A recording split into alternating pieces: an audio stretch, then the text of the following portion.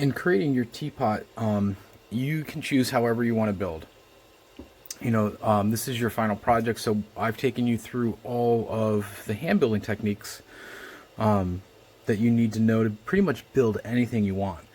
I think most artists find one that they prefer and kind of stick with that, but then we'll bounce back and forth between other ones depending on the build that we're doing. And so for me, building a hand-built teapot, I think the quickest way and the simplest way is to use 2 pinch pots.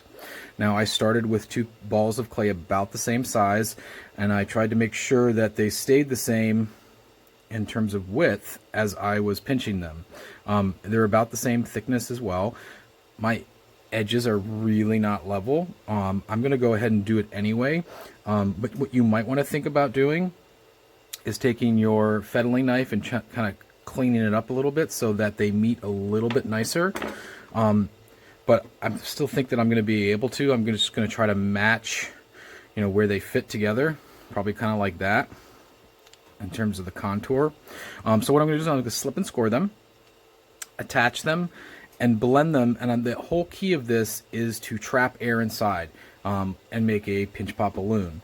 Now, when we did the small pinch pot vessels, this is the same methodology. The nice thing about doing it this way is you automatically are going to start your teapot with a big, large form. It's pretty quick. You could totally coil it. You are welcome to slab build it as well if you liked working with soft slabs or the hard slab project. So any way you really want to build it, I think that it's really builder's choice. I will also show you how to do a spout later on. I've got a couple coils just in case I need to plug some holes.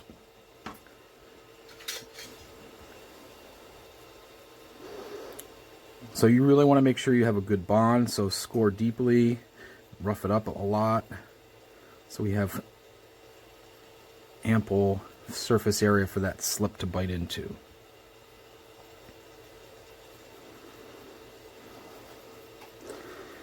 These thin spots might be tricky, and I might have to patch as I go, but that's okay.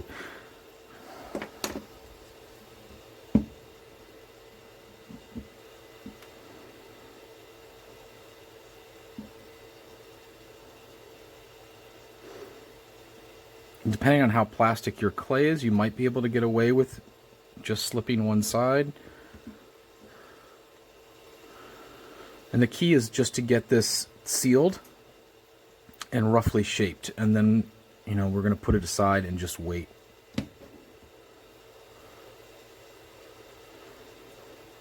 we go. Okay, and once again, you can use your fingers or you can use a tool. But we want to compress and blend.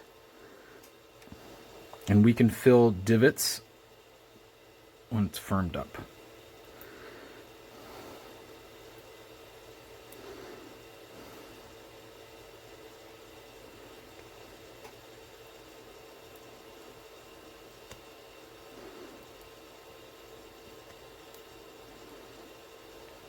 Okay, so it's pretty much sealed.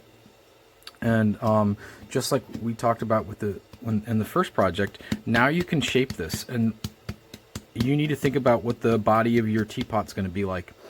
It's starting to open up here, so I'm just going to quickly seal it again.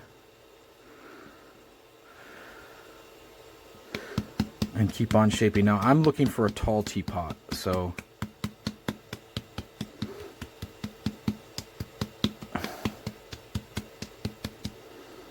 and as it, opens, just keep sealing it.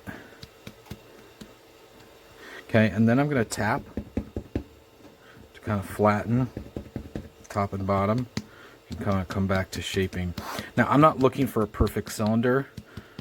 I'm kind of going for like a tree trunk, so it can be a little wider on the bottom.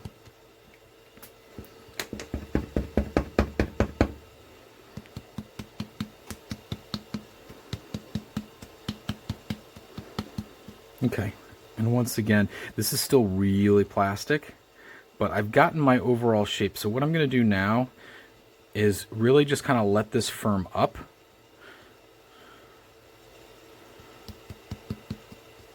Okay, and then I'm going to come back and I can use my coil and I can run a coil along to fill in any void that there's going to be. But I'm going to let this sit up because if I push, it's going to dent it. So I'm going to set this aside and I'll come back to it. I am a constant believer in that your hands should always be doing something, especially in the ceramic studio. There's no reason to let something sit and dry and watch it dry. So what I prefer to do in terms of my process is that while something's drying, I'm working on a different project or a different element of that project. So, you know, my vessel body is right here and it's still really soft. So I have put that aside, but I'm starting to work on the spout. And there's a couple different ways to think about spouts.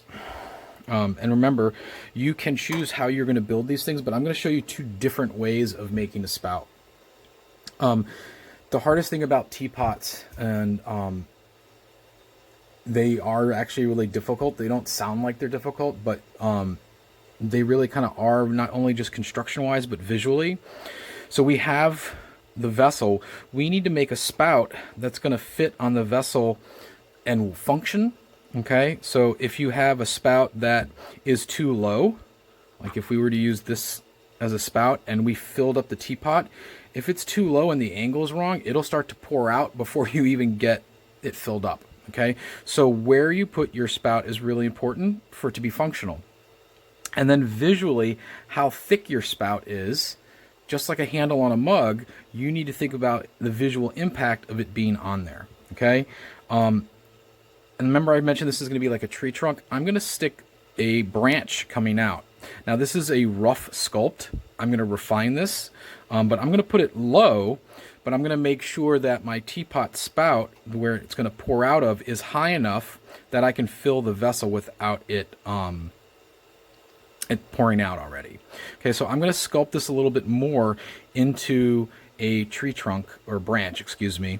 And that's one method. Okay, and I'll show you how I'm going to hollow that out later on.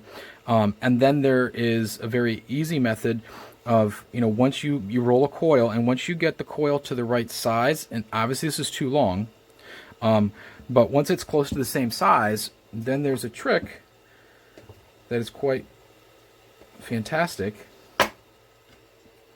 All you need to do is take a paintbrush. Okay. And you're going to insert this and roll it on your palm, and that's going to generate the gap, so you don't have to cut it open or carve it out. So you're just going to insert and try to go straight through so that you're in the middle of your coil. And I came out a little off. That's better.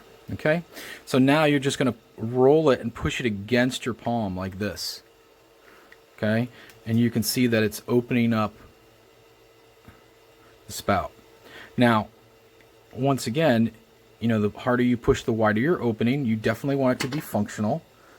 Okay, this is still really soft, and you can see where I kind of missed down there, but that's okay. This needs to firm up too, because when I cut it, if I cut now, it totally deforms my shape. Okay, so I'm going to let that firm up as well as this is firming up, and then I can start to think about the angle I want it at, where I want it, and whether or not it's the right shape. I'm going to let this one firm up as well, and I'll show you how we can cut this open and hollow it out and then reassemble it. But there's a bunch of different ways of doing it. I think that this is the easier way. And this is a little chunky, so maybe I should have, you know, rolled it a little bit more before starting. So gotten my original coil a little bit more narrow, because that looks kind of ginormous. Okay, and I kind of go for the tapered, so usually your spout's a little fatter at the base, a little narrower at the top. So we can see what this one will look like. Same idea. Trying to go through to the middle, not always easy to do. Okay, and then rolling. Okay, so that's a little bit more delicate, I guess. It's not as chunky. Okay, So a couple different ways of doing it. And like I said, I'm going to continue to sculpt that and get that ready to attach. And then once it's done being, pretty well sculpted, I will show you how to hollow out. I have let this teapot vessel sit for probably about 4 or 5 hours. It's totally ready to start cleaning up and filling in any of these voids, but I wanted to show you the spout. I sculpted this to look kind of like a tree branch. It's not done. I'm going to put texture in it, but before I do the texture, I want to get it opened up and cut out. And it's going to go on the base someplace, probably like that. And I might have to change the angle a little bit. I might want to cut this a little bit more so it's a little bit not as shallow of a cut. Yeah, so it's going to sit low like that. But what I need to do now is I need to cut this open and I need to hollow it out. So the first method I showed you I think is the easiest. This is way more time consuming. But this is, just a totally different way of doing it. And sometimes that's really helpful, especially if you're really doing a sculpted spout. Now I'm using an X-Acto knife. It just makes a better, cleaner cut. But you could totally use your fettling knife that came in your pottery toolkit. Okay. Hopefully, I missed a little bit. So I'm going to go back with this. It's just a little bit wider blade.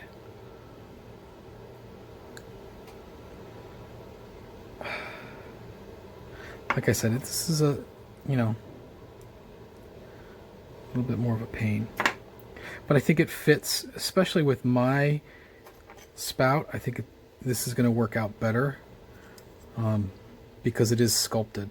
It's not just a straight cylinder. Okay. Now I have a whole bunch of different size loop tools. These are really tiny ones, which I love. In your kit, you probably got something like that. And that would totally work here. I think this is going to work a little bit better. So I want to carve out the channel.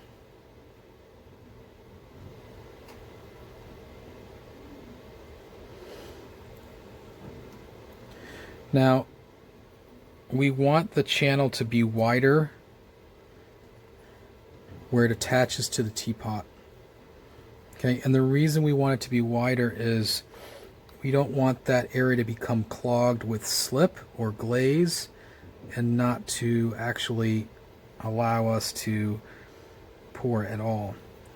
So I'm going to cut a little bit wider down at the bottom.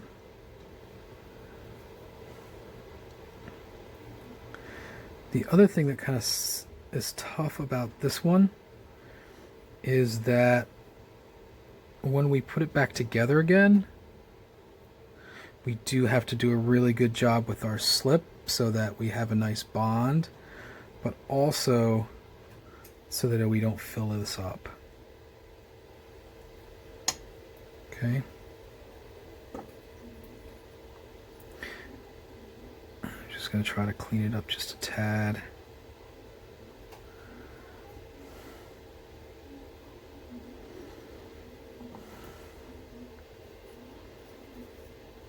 And then I'll do the other side too, right?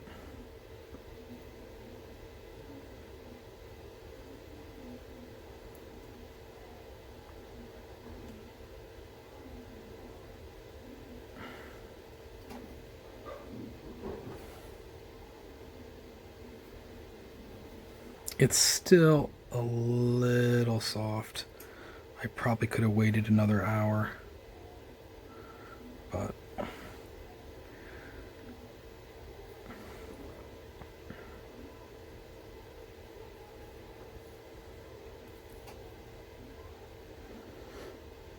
and of course I can finesse the openings at either side once I have it back together again. So I just want to kind of clean up the loose chunks. I don't want any sharp stuff hanging out. Okay, and then we're going to put it back together again. And like I said, we want this side to be wider. Okay. And I really want to be careful slipping this. I just don't want to fill up that cavity that I just hollowed out, right?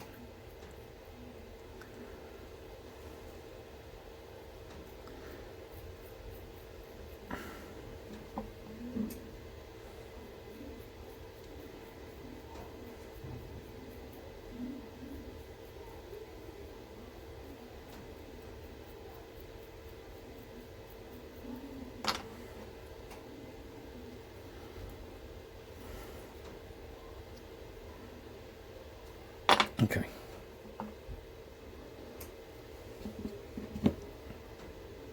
I'm going to put more slip on the outer edge than the inner edge because I don't want it to squirt inside.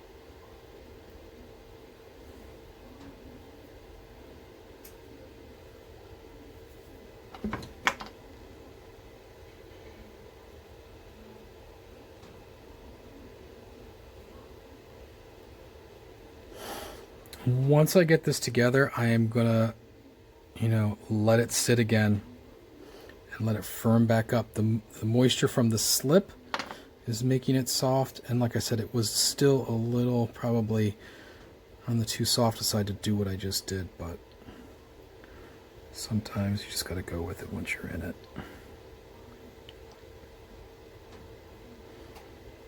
And remember, I am going to come back. I'm going to add texture to this as well.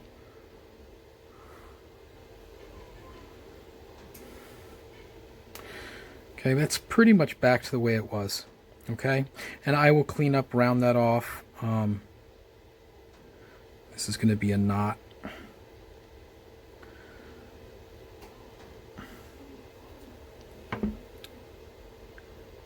Yeah, okay. So that's going to dry. And I'm going to smooth this out a little bit. And remember, I can patch, and I probably will.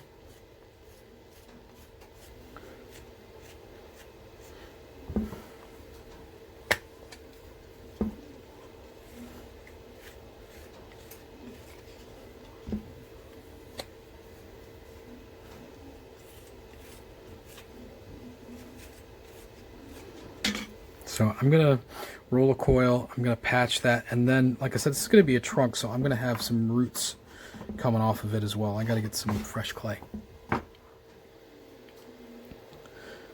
I quickly sculpted out some roots, which I will put on, and obviously those need to be refined, but I did roll out a couple coils because I want to get this taken care of before it dries anymore.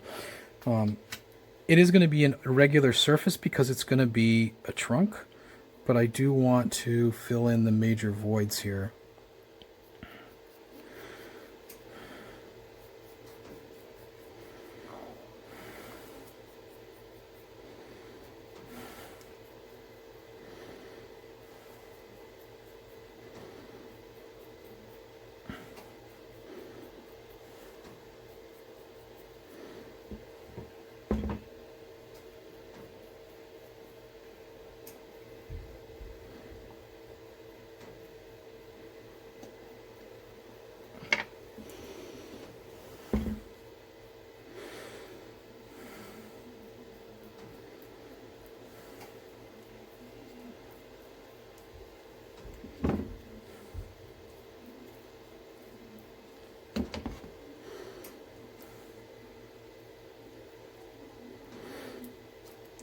And once again, it's still a little soft, so I don't want to press too hard.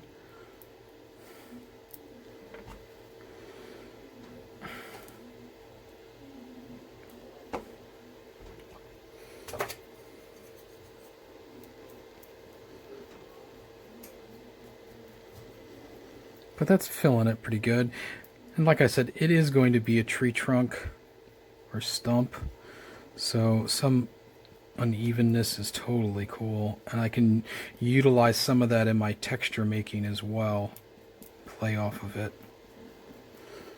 But I do kind of want to start with a nice, surface. And whatever's on the inside, once we open it up, when we make our lid, then I could clean up what's on the inside too.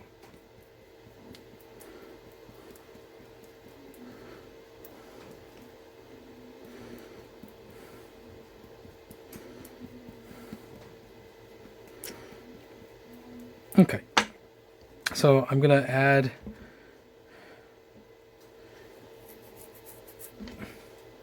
my stumps.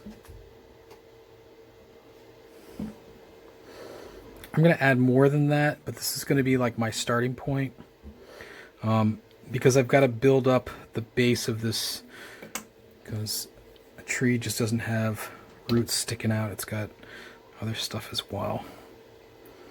This is just kind of a rough start, because I'm going to have to build out kind of a lip all the way around, but this is just going to give me some direction for my root system.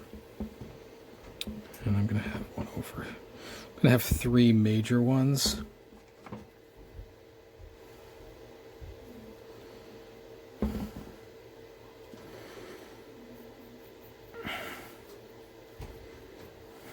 I might put a minor one in here or there.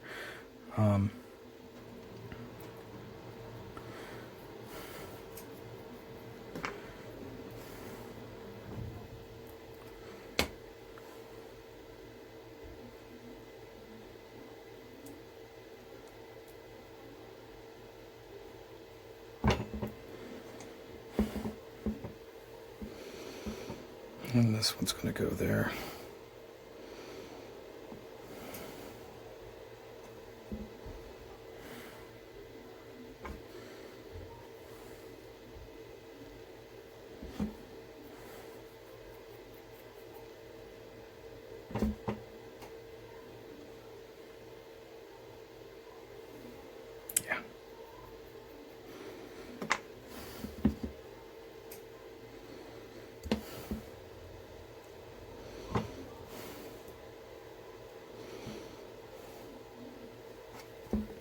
So you just can't have that. If you look at a tree stump, they just don't stick out. There's a bottom section, so I have to fill all this in all the way around to kind of and make the gradual shifts so it slopes down to this. So I'm going to be adding coils in to kind of round out that bottom end so it doesn't look like these are just stuck on. And that's going to take some time. And then I'll put in the nice pattern and rings up here along with the handle. The handle is the other thing to think about. I've got my teapot spout here. So I'm going to put my spout there. I'm going to make a stick handle. I think it'll go with the idea of the, maybe I'll put it here. Yeah. It goes along with, well, with the stump idea. But a lot of Japanese teapots are like that, where the handle sits off at a slight angle and it's not a loop. You could do a loop, but I'm gonna, like I said, I'm gonna do a handle that kind of more like a stick, or something like that. Once again, visually, it's got to be the right weight and also the right thickness. Because if it's too heavy, it just doesn't look right.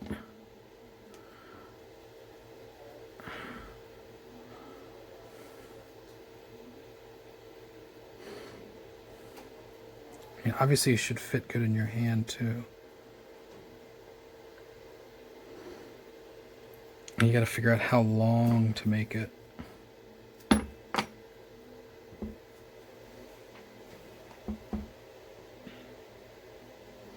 Yeah, maybe something like that.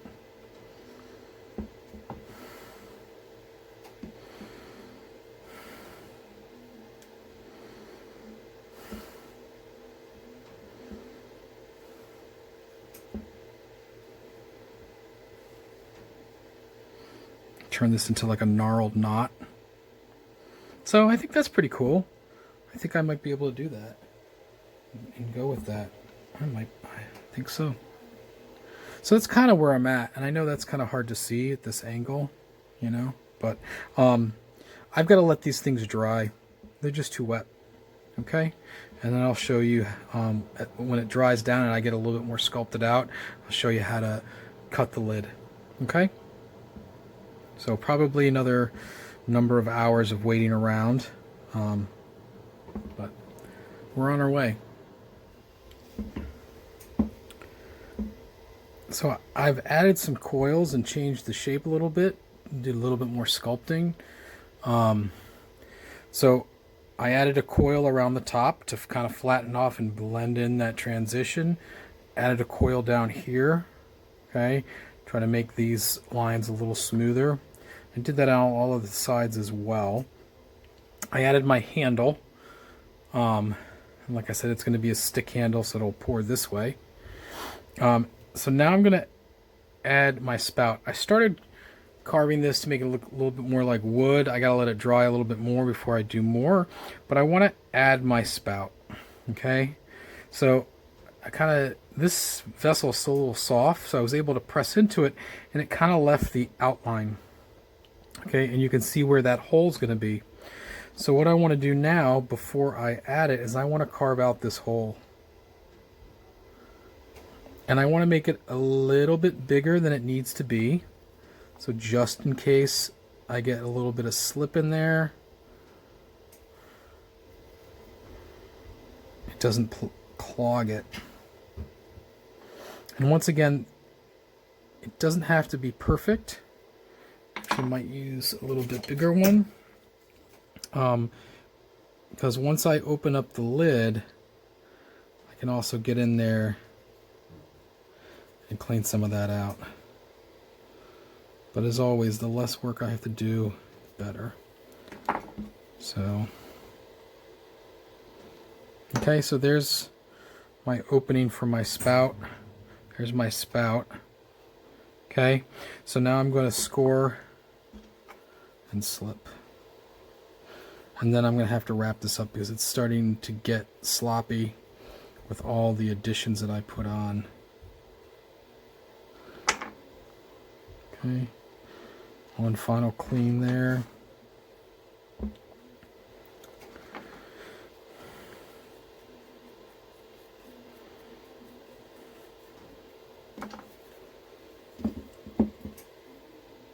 Once again, trying to keep the slip out on the edges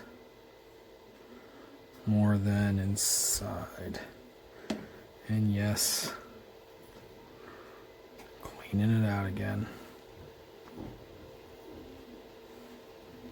Okay.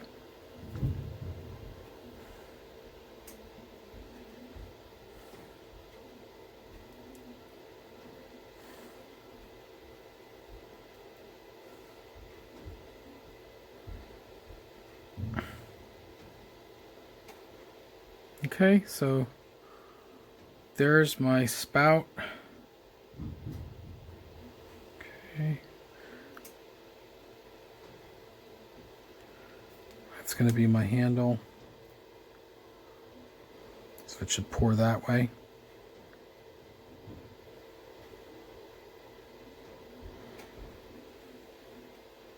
Okay.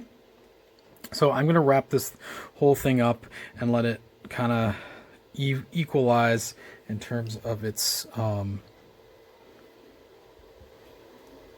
moisture content.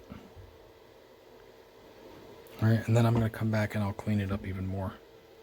Okay, it's a pretty good start. I'm not too upset about that.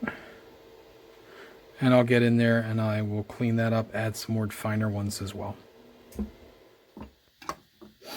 With teapots, especially hand-built ones, the hardest part is really, well, the hardest parts. We've got the spout, we've got the handle, and then there's the lid. There are a couple different ways of doing the lid. The way that I'm going to show you, I think, is the easiest way. What I'm going to do is I'm going to cut the lid at an angle. I'm going to use a fettling knife. And I'm going to cut it at an angle all the way around so that when the lid comes out, that angle is going to allow it not to drop in. Okay, if you do this correctly, then you will not need to create a gallery like you did for your Karanuki box. And remember, your teapot or your teapot is supposed to have a theme. Now, I chose wildfires as my theme, so this is a stump, and I've got a big flame coming out. That flame is going to become the handle for the lid. I'm going to add other flames around it to keep going with it. And then I will add texture and clean stuff up. But I just wanted to put that on so that there's a way that I can actually take the lid off. So I got to keep working on this. It's totally not even close to being done. I've got a lot of cleanup work to do, and obviously more texture work to do. So after I get this cut, I'm going to keep working on that. Okay, so like I said, the whole idea is to cut this at an angle slowly around. Okay, and you really want to cut this when it is in like a medium leather hard, because the less warping and denting and shifting things, right, you get a little bit more of a stable platform if you're working in medium to leather hard. Okay, and you can see it's starting to come off. Okay, and there we go. Now, I will clean this up. Okay, flatten that out. And here needs to get cleaned as well. You can see kind of like the saw edges from where I cut. So then I can come back here and I can clean this up. What's really important though when I do clean up is just to get rid of the marks. I don't want to change the angle of the cut, because if I flatten that, my lid's going to fall through. You can also thin this out too. So I can cut like this. Okay. And kind of thin out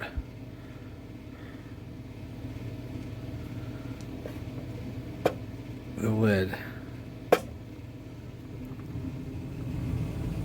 Well, not the lid, but the gallery where the lid's going to sit. That beveled cut.